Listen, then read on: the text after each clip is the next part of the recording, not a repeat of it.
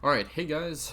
So for our last lesson of this unit, we're going to be taking some time to look at the Russian revolutions, and we're really just kind of capping off the last little part of World War One that we need to cover. So let's get right into it. A little warm up here, okay? So I want you to do a quick brainstorm before we even, really get into content. So again, pause the video as need be. I just like you to go ahead and brainstorm as many causes of you can as you can for why. Well, let's go ahead and put this in quotes. The people rebel against an authority.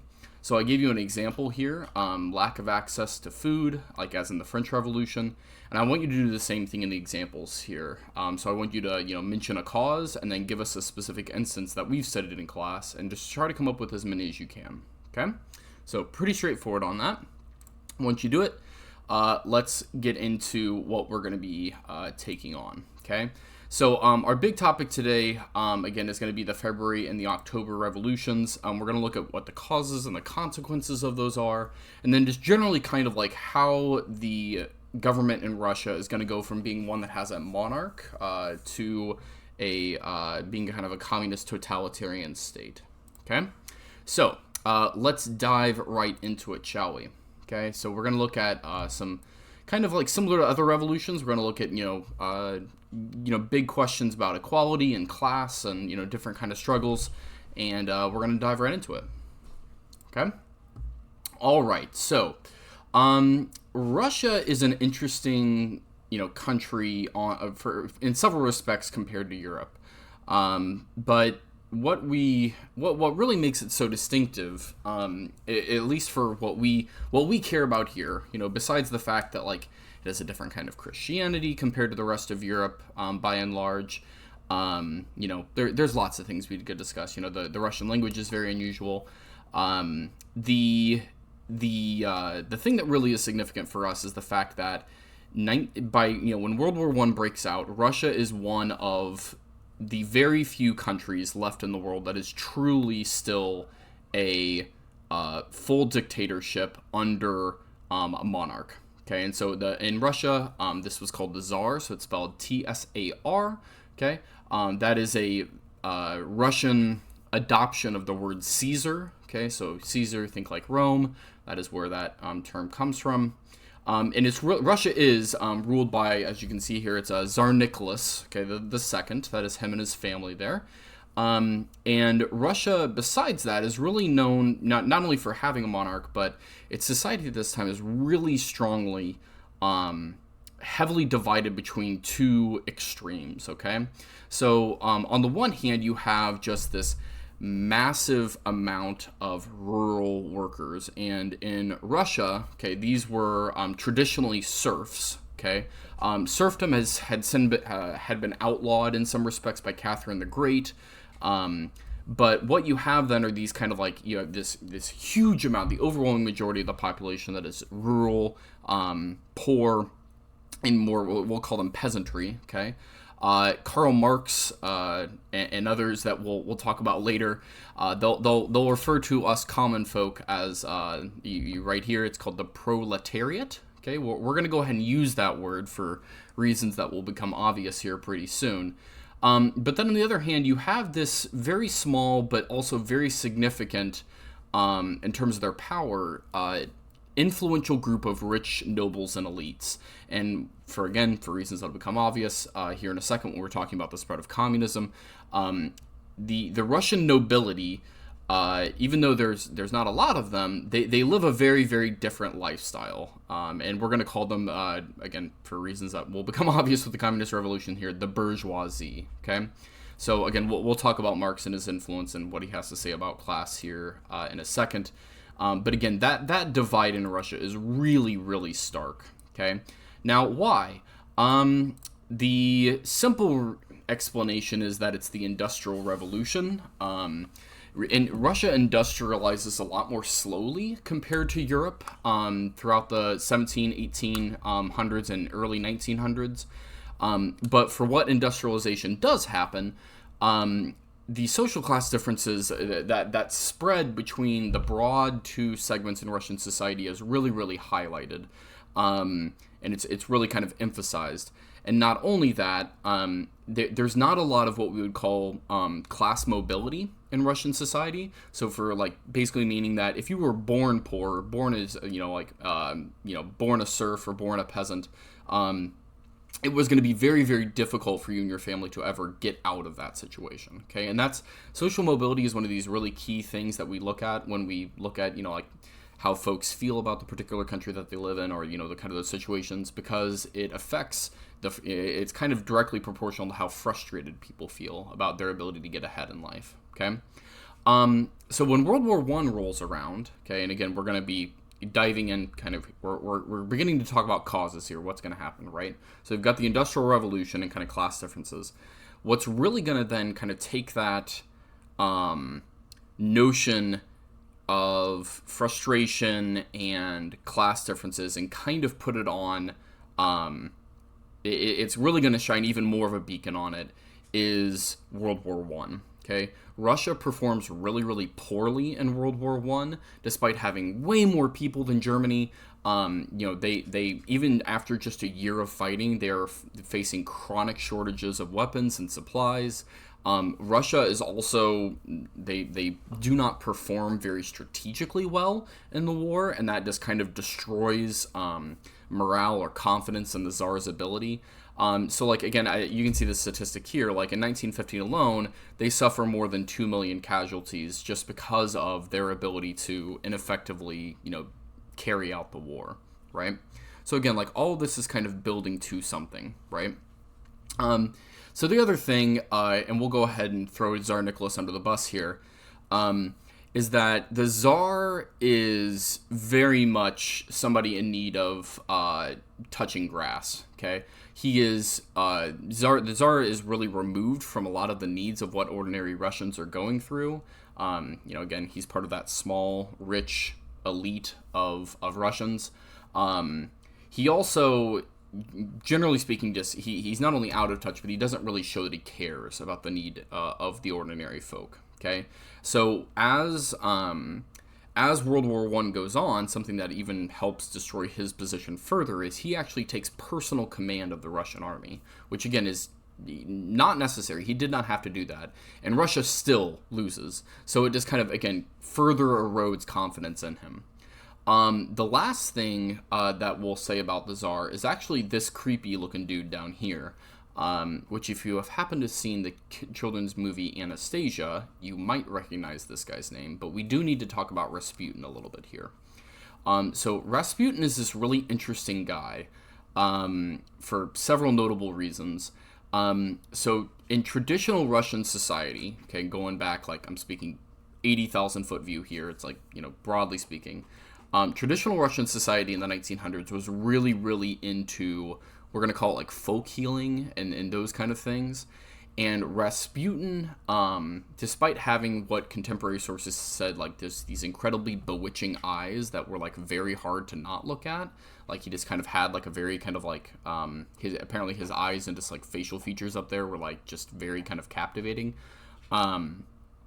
He is one of these kind of folk healers, we'll go ahead and say, and he becomes very close with the royal family. And in particular, it was the Tsarina's son, Tsar Nicholas's also son, who had hemophilia, okay? So hemophilia, again, you're like, well, why does he have hemophilia? Because again, like all of these monarchs are super inbred, right? And the chances of, again, more inbreeding happening, the more likely that you have genetic disorders pop up.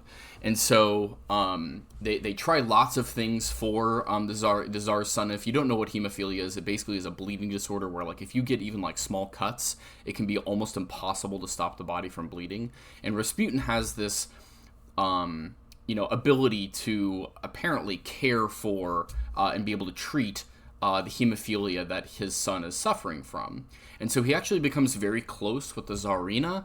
Again, he's kind of this peasant holy man folk figure, but he begins to have a lot of influence on the royal family. He also was into some really weird sex stuff, which I'm not going to go into and talk about because it's super crazy. You can Google it and look it up. But he and his power that he has over the royal family, is that he's going to actually kind of contribute to the instability that is happening there. And that is because, like, the Russian nobles, the people kind of think, like, right under the Tsar, they look at the influence that this guy has over the family, and, like, he's able to, he travels everywhere with them, right? Like, he always has their ear because he's, constantly caring for, the Tsar's son. They actually, like, they freak out so much about how much power this guy is gaining that they will actually straight up murder him. And the story about his murder, by the way, is also super strange. They try to poison him and he doesn't die, and then they shoot him, and then they chuck his body in a river, and apparently he died of drowning. So, like, even the shooting part didn't kill him. So again, just a weird, captivating individual, but his influence and role in the royal family really kind of speaks to what nobles saw as, like, this inability for the Tsar to be able to, like, kind of keep everything in order and collected. And again, all this whole events around Rasputin really just shows that the Tsar doesn't necessarily have everything sorted out, which needs to be sorted out, right? So all of those things combined, the actual events of the February Revolution kind of go like this. And again, I've dialed this way down just to keep it really simple for you. And that is in St. Petersburg. Workers go on strike for wages and bread. So again, notice, like, it's not really like, World War I that is going to be the direct cause of, of a revolution like this. It's the fact that they, that people want to eat, right? Why we care about this, though, and why it matters, is that troops refuse to fire on the strikers. And when that happens, again, the strikes are not being put down, the Tsar's only real option then is to abdicate, okay, which is to give up the throne. So, again, abdication is a pretty serious thing. Like, the Tsar just kind of quits and walks away. It is a big, impactful moment, right? So, with the February Revolution happening then, what are the big consequences of this? Well, the monarchy falls apart, as you can see there, but it actually doesn't turn to communism right away. We get a provisional democratic government that's set up under this guy right here with kind of the flat top looking hair. And his name is Alexander Kerensky, okay? So, Russia gets a parliament called the Duma. But this provisional government is going to decide to keep Russia in World War I, and it's going to continue to do poorly, and that is something that is going to come back and affect things, okay?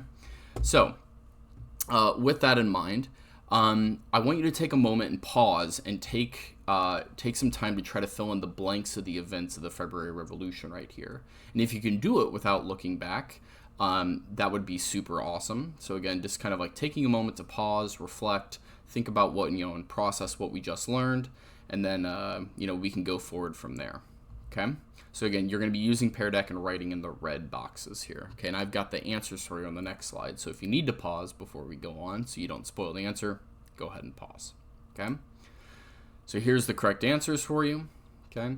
And let's keep going.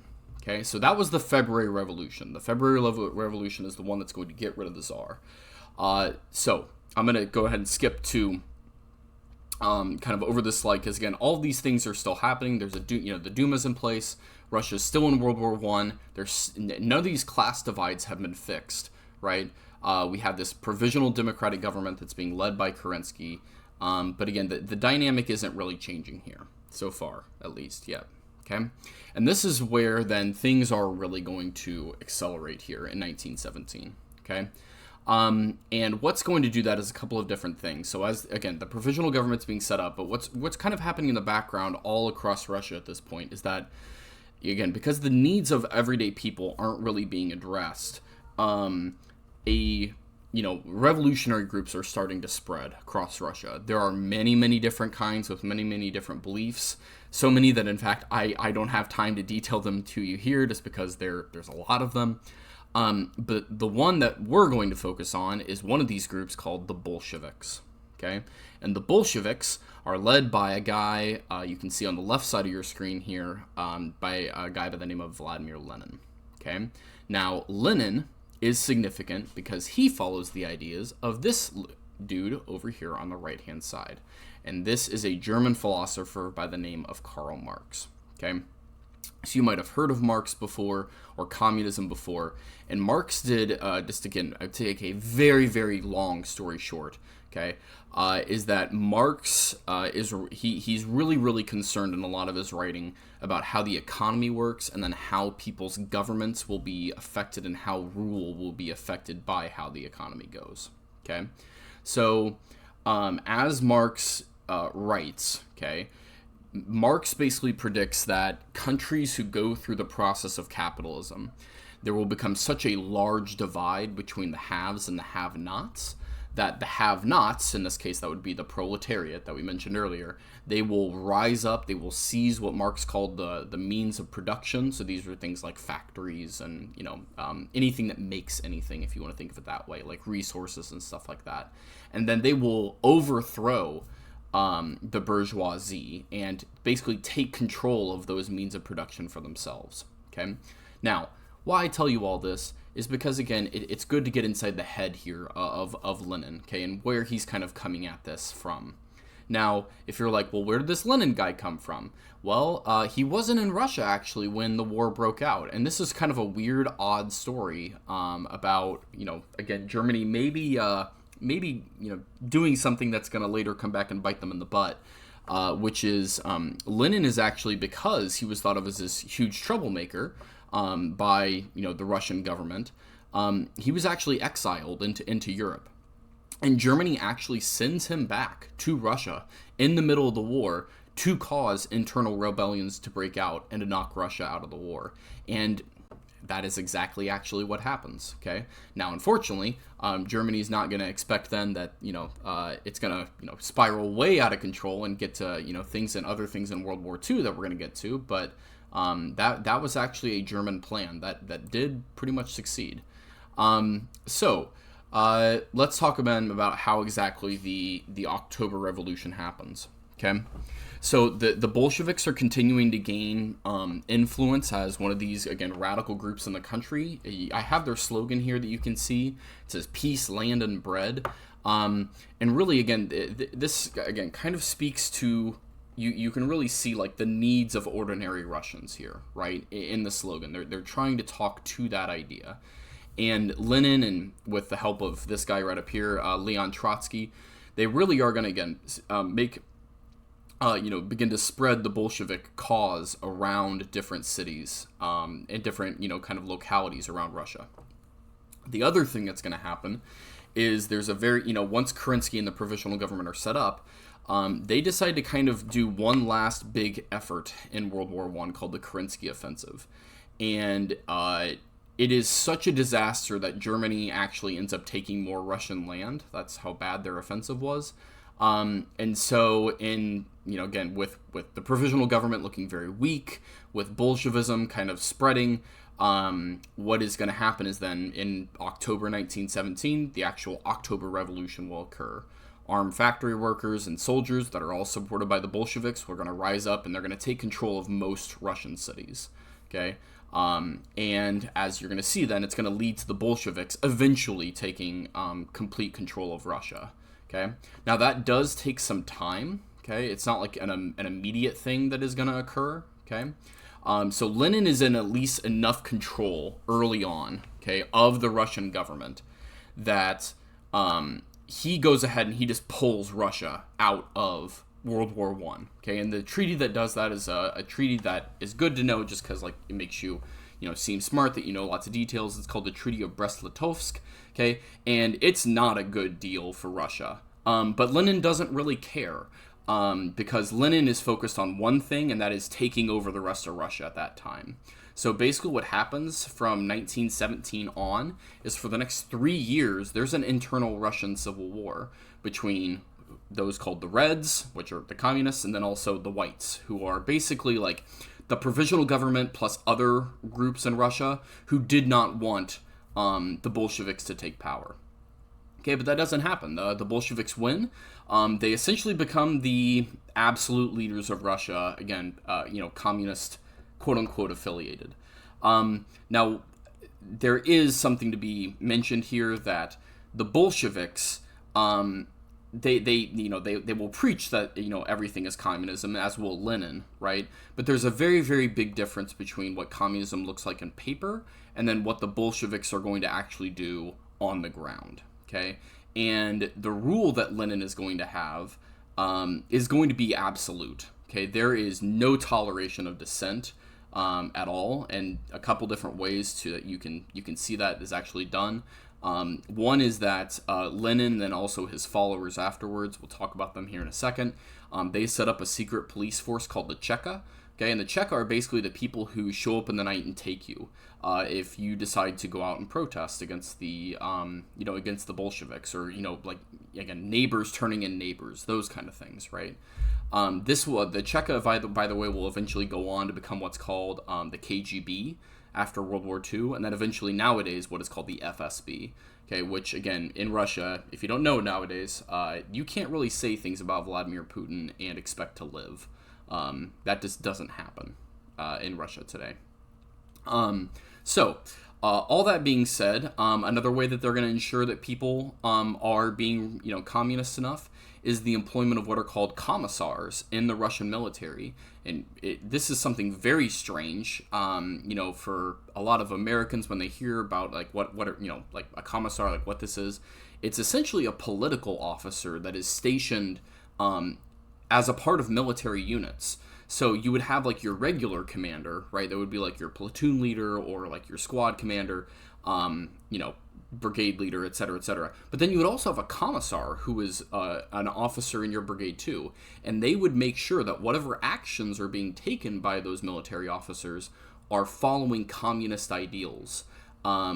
And it is this very, like, the equivalent today would be like putting like another officer in your unit in the U.S. Army to make sure that your actions were being patriotic enough. Like, it's just a very, very different mentality that the commissars are really going to add to make sure that compliance happens. So if you're wondering what happens to Lenin, you can see him over here sitting on the left-hand side.